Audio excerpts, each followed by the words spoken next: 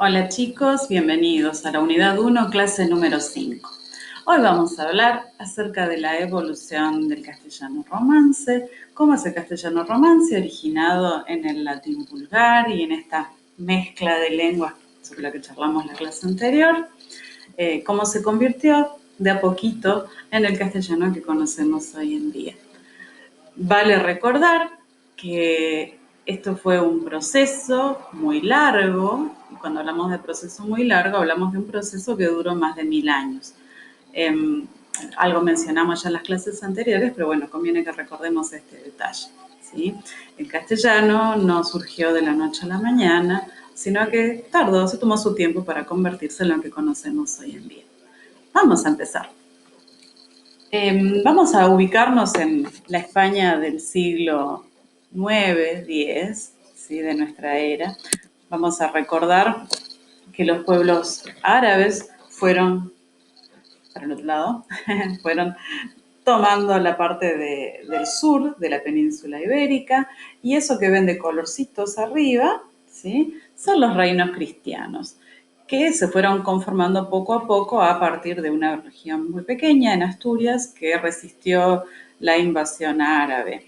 Y de a poco se fueron convirtiendo en los reinos de León, van a ver, ahí viene al oeste, el reino de Castilla, que de allí viene el nombre de nuestra lengua, el castellano, más allá el reino de Aragón, y bueno, ahí vemos un par de reinos más, unos condados ahí.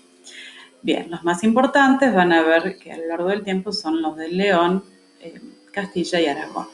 Son los más grandes. Bien, ¿qué pasa con el uso del latín? Habíamos dicho que el latín sobrevive de un modo artificial. ¿Por qué? Porque ya no se habla latín. Recuerden que el latín culto, además, no era lo que hablaba el pueblo llano, ni siquiera los soldados romanos en el momento de la expansión. Así que este latín, el latín culto, el latín escrito, el que podía ser puesto por escrito, pervive en determinados lugares donde se preserva la cultura romana, sobre todo la cultura cristiana, los escritos de los padres de la iglesia, que son los primeros hombres que mantienen el legado de Cristo y de los apóstoles dentro de la Iglesia Católica. A ellos se les llamó los padres de la Iglesia. Los escritos de esta gente estaban en latín y también junto con otras obras, inclusive alguna cosita por ahí rescatada de los griegos y de los grandes poetas latinos, esas cosas, se conservaban en latín, pero ¿dónde? Se conservaban en los monasterios o abadías. ¿Qué eran los monasterios o abadías? Bueno, eran como eh, pequeños, por decirlo de algún modo, pequeña ciudad dentro de la ciudad, ¿sí? O en una serie de edificios, de claustros, así se llamaba, claustros en los que vivía gente que muchas veces no tenía contacto con el exterior, sino que permanecían en estos lugares llevando una vida monástica. ¿Qué es la vida monástica? Una vida religiosa con muchísimas reglas. Entre ellas, bueno, tenían horarios muy específicos para hacer oraciones, determinados tipos de misa, determinada música, todo estaba muy, muy reglamentado. Dentro de la gente que vivía en los monasterios, había gente que tenía contacto con el exterior y gente que no. A los que no tenían, o a los monasterios que no tenían contacto con el exterior, se les llamaba monasterios de clausura. ¿Qué pasaba con esta gente? Bien, dentro de los monasterios había gente que tenía, les muestro de paso una imagen de un monasterio que más adelante vamos a mencionar con un poco más de detalle. Dentro de los monasterios había gente que se especializaba en el copiado de estas obras que les mencioné antes. ¿Por qué en el copiado? Bueno, piensen que no hay otra manera de imprimir, ¿sí? Entonces la única forma de conservar, difundir y conocer obras importantes dentro de la religión y dentro de la cultura era a través de la copia de manuscritos, ¿sí? Había gente que se especializaba, gente que sabía leer y escribir, porque la mayoría no sabía, saber escribir y leer que latín, obviamente, el latín culto. Esta gente, estos monjes, que se dedicaban a la copia, a la transcripción, tenían que saber latín, tenían que poder leer, eran estudiosos, eran, digamos, el reservorio cultural, dentro de la iglesia sobre todo. La copia, los libros no existían en el formato que conocemos nosotros, al principio eran rollos, después sí se fueron conformando en estas cuartillas cosidas en el lomo, con forma de, bueno, lo que nosotros conocemos como libro, ¿no? Con tapas de cuero muchas veces, de madera forrada, la encuadernación se hacía a mano, todo el proceso era un proceso muy artesanal. Los libros más costosos además tenían lo que se llamaba, se iluminaban. Iluminar significa que tenían miniaturas pintadas, dibujadas a mano con colores muy llamativos, y esto era todo un arte. Entonces los libros más costosos tenían toda esta serie de decoración también. Bien, ¿qué es lo que se conservaba en latín? Bueno, les hablé de los monasterios, pero hay otro lugar en el que el latín se conserva, también en un modo artificial, si se quiere, porque ya el latín obviamente no se habla, pero es lo único que se puede escribir. La lengua esta del latín vulgar, medio devenida en alguna cosa rara, que más adelante vamos a llamar castellano romance, no podía ponerse por escrito. ¿Por qué? Porque no tenía reglas fijas. En cada lugar donde se hablaba tomaba formas distintas. Cada vez que se repite una misma frase, muchas veces se dice de un modo diferente también.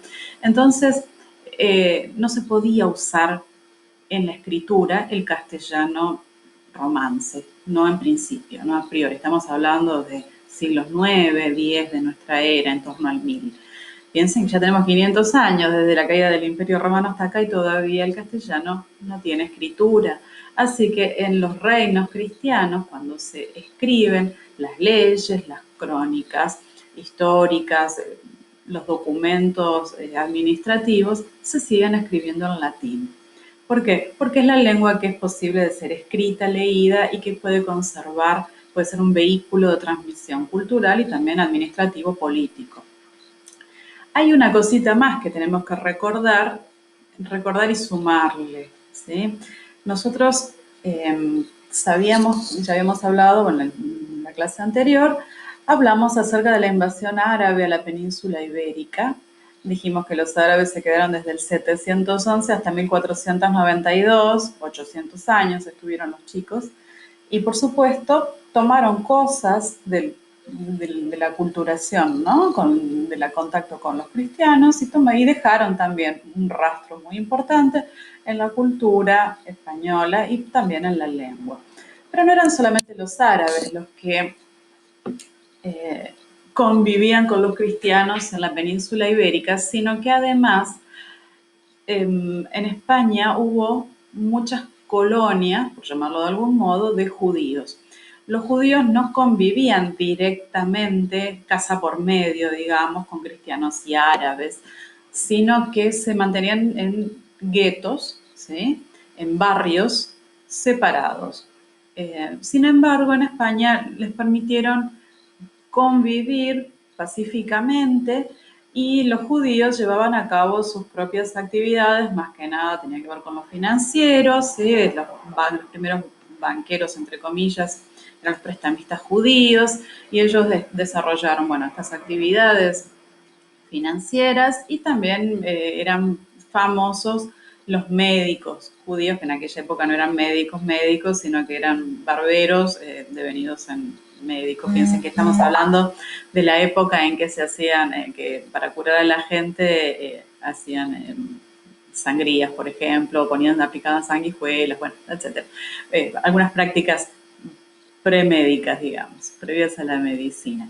Bien, pero es importante considerar que la península ibérica, mientras se desarrollaba el castellano romance, este castellano romance, este latín mal hablado, convivía con el árabe y con el hebreo, que íbamos a dar este dato porque nos va a servir también para considerarlo para más adelante. Este latín mal hablado convive con dos lenguas que tienen una larga trayectoria en lo literario y en lo hablado, y son lenguas que tienen reglas claras y son lenguas muy importantes, tanto el hebreo como el árabe, ¿sí? Conviene que tengamos en cuenta este detalle. Vuelvo a nuestra lengua romance en formación, esta lengua que no tiene escritura. ¿Qué pasa? ¿La gente no compone ningún tipo de literatura en esta lengua? ¿En 500 años es posible eso, que no haya nada? Y bueno, no por escrito, pero sí hubo una larga tradición de literatura oral. Esta literatura oral, más que nada, era en verso. ¿Por qué en verso y no en prosa? Porque estamos considerando una lengua que está en formación. No es latín, no es castellano, está a mitad de camino todavía. Y una lengua que está a mitad de camino no tiene reglas claras, no tiene una gramática clara, no hay reglas gramaticales que puedan regir. Entonces, la escritura en prosa es algo que va a demorar un poco más. ¿Por qué? Porque la prosa, esa escritura a renglón corrido, ustedes saben, si no volvemos a primer año a ver la diferencia entre prosa y verso, espero que no, esa escritura en prosa, a renglón corrido, necesita sí o sí reglas gramaticales muy claras. Mientras que la escritura en verso es más libre, ¿sí? Los poetas se pueden tomar más licencias, más permisos, entonces la literatura oral en verso surge así tempranamente, aunque como no se podía exponer por escrito, no tenemos registros. Entonces, recuerden también otras cosas que ya hemos dicho, una lengua que no tiene registro escrito, que no se puede fijar, es más fácil que cambie, que se modifique, que una lengua que sí tiene registro escrito. Va a tardar un poquito más en aparecer la prosa castellana, pero sí vamos a comenzar a tener ya desde el siglo IX algunos poquitos registros de poesía en lengua castellana romance. Las primeras seguramente tuvieron mucho tiempo de tradición oral. Y aquí hago un paréntesis para hablar sobre tradición oral y tradición escrita. No sabemos qué pasaba con la oralidad porque no tenemos registros. Registros escritos del castellano, ahora vamos en el siguiente video a comentar cuáles son los más antiguos que se conservan. Pero sin ninguna duda hubo una larga tradición de poesía oral. Y también vamos a conversar sobre eso en los próximos videitos del día de hoy.